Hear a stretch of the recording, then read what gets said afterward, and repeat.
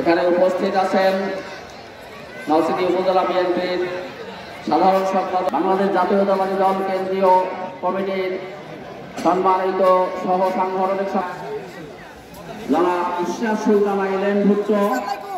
এখানে উপস্থিত আছেন আমার অনেক নেতৃবৃন্দ এবং বিনয়কাঠি ইউনিয়নের চেয়ারম্যান জনাব এলিন সর্দার এবং চলে আসেন।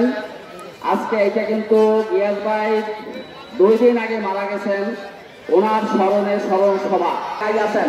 লাইন ভেঙে সবাইকে সামনে দিকে আগাই আছেন, আপনারা একটু সামনে আগাই আছেন, সামনে ফাঁকা রাখেন। আমাদের মাঝে আসছেন সবাই, কামাল ভাইয়ের জন্য আমরা দোয়া করবো। কামাল ভাই আপনার মঞ্চে আসার জন্য।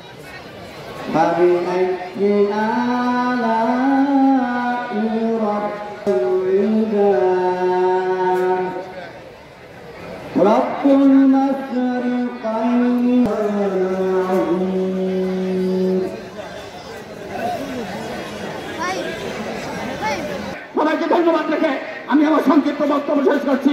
খোদা হাফেজ, আসসালামু আলাইকুম। গিয়াস ভাই সুস্থতার জন্য দোয়া করছিলাম, শুধু আজকে গিয়াস ভাই আমাদের মাঝে নেই।